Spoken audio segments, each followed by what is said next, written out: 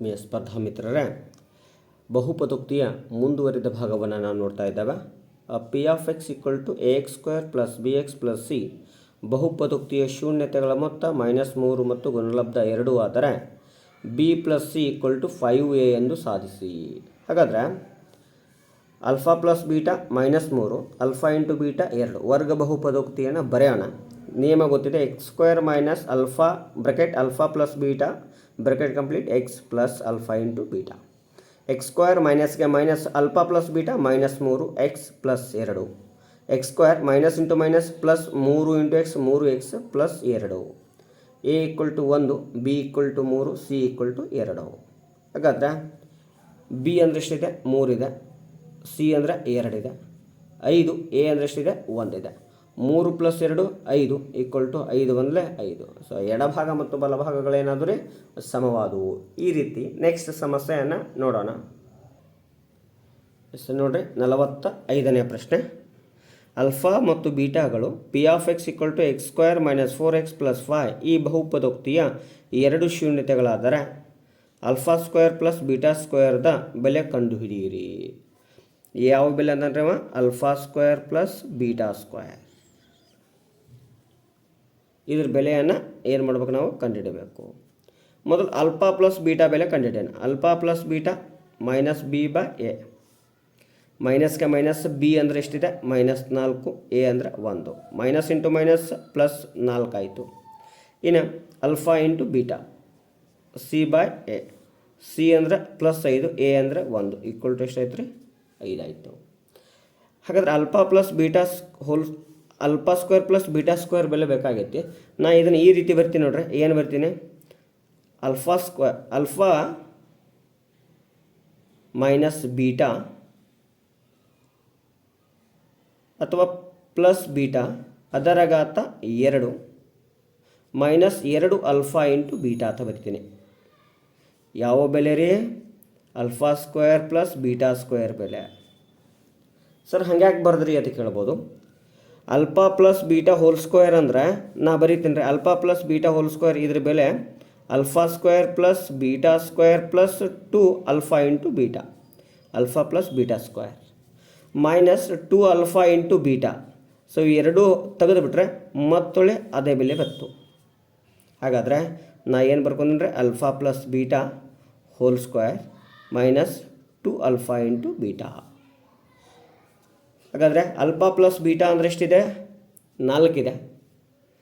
4 square minus 2 into alpha into beta ಎಷ್ಟಿದೆ? 5 ಇದೆ. 4ರ ಘಾತ 2 ಅಂದರೆ 16 minus 2 5 10.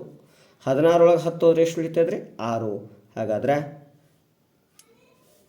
Alpha square plus beta square equal to ಅದರ ವ್ಯಾಲ್ಯೂ ಎಷ್ಟು ರೀ? 6. ಈ ರೀತಿ ಸುಲಭವಾಗಿ ಅರ್ಥ ಮಾಡ್ಕೋಬೋದು.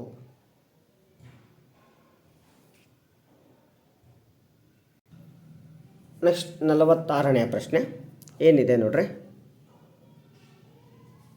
ಅಲ್ಫಾ ಮತ್ತು ಬೀಟಾಗಳು ಪಿ ಆಫ್ ಎಕ್ಸ್ ಆದ X square plus 3x plus 1 ಬಹುಪದೋಕ್ತಿಯ 2 ಶೂನ್ಯತೆಗಳಾದರೆ 1 by alpha plus 1 by beta ಬೆಲೆ ಕಂಡುಹಿಡಿಯಿರಿ ಅಂತ ಹೇಳಿದಾನೆ. ಹಾಗಾದ್ರೆ ನಾವು ಮೊದಲು ಎ ಅಂದರೆ ಎಕ್ಸ್ ಸ್ಕ್ವೇರ್ನ ಸಂಖ್ಯೆ ಬಿ ಅಂದರೆ ಎಕ್ಸ್ನ ಸಂಖ್ಯೆ ಹಾಸ್ಕೊಂಡು ಸಿ ಅಂದರೆ ಸ್ಥಿರಾಂಕ.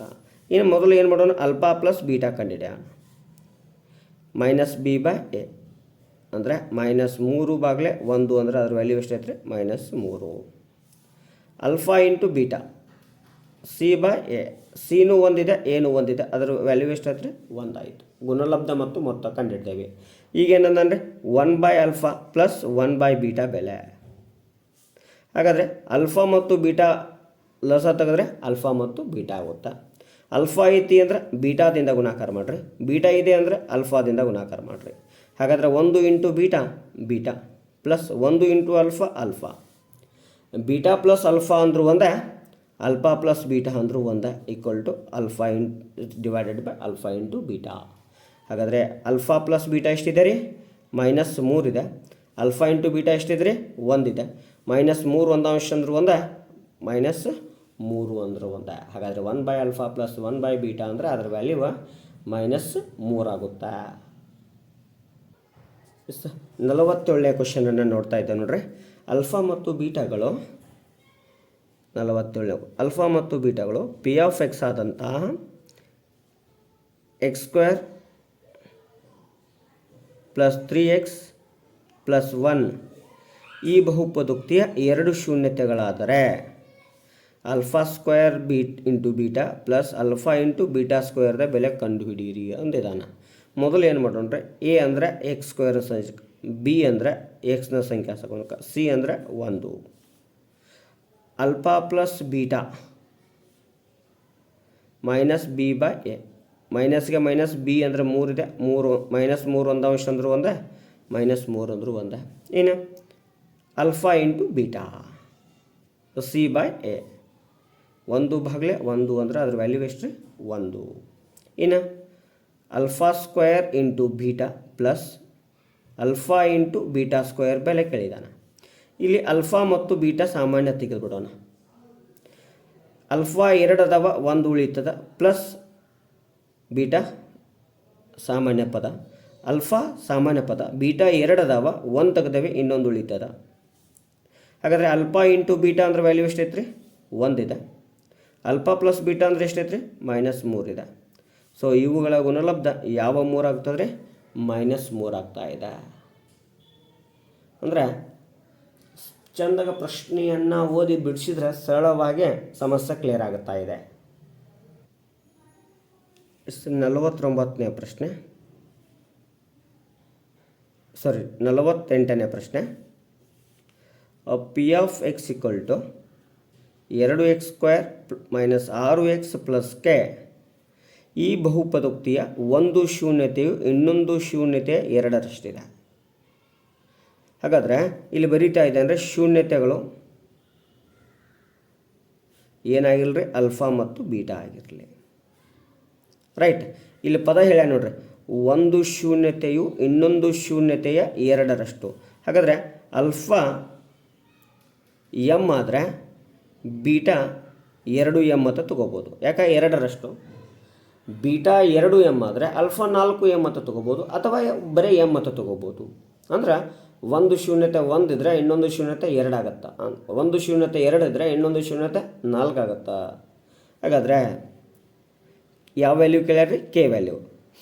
ಎ ಅಂದರೆ 2 ಇದೆ ರೀ, ಬಿ ಅಂದರೆ -6 ಇದೆ, ಸಿ ಅಂದರೆ ಎಷ್ಟಿದೆ ರೀ ಕೆ ಇದೆ. ಹಾಗಾದರೆ alpha plus beta equal to -b by A. Alpha ಅಂದರೆ ಎಮ್ ಇಂಟು ಪ್ಲಸ್ ಬೀಟಾ ಅಂದರೆ 2m equal to minus B ಅಂದರೆ -6, ಎ ಅಂದರೆ ಎಷ್ಟಿದ್ದಾರೆ 2 ಇದೆ, ಎ ಅಂದರೆ ಎಷ್ಟಿದ್ದಾರೆ 2 ಇದೆ. 2m ಪ್ಲಸ್ 1 3m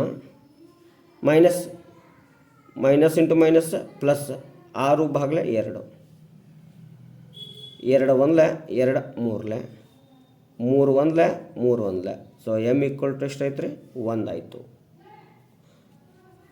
ಅದೇ ರೀತಿ alpha into beta C by A, M into 2m equal to C ಅಂದರೆ ಕೆ, ಎ ಅಂದರೆ ಎಷ್ಟಿದೆ 2 ಇದೆ,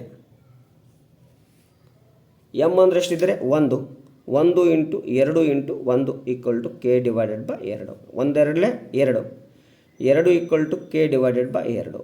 ಭಾಗಾಕಾರ 2 ಕೆಡೋದ್ರೆ ಗುಣಾಕಾರ, 2 into 2 4 equal to K. K value ಎಷ್ಟಾಯ್ತು ರೀ 4 ಆಯಿತು. ಈ ರೀತಿಯಾಗಿ ಸಮಸ್ಯೆಯನ್ನು ನಾವು ಬಿಡಿಸ್ಬೋದು.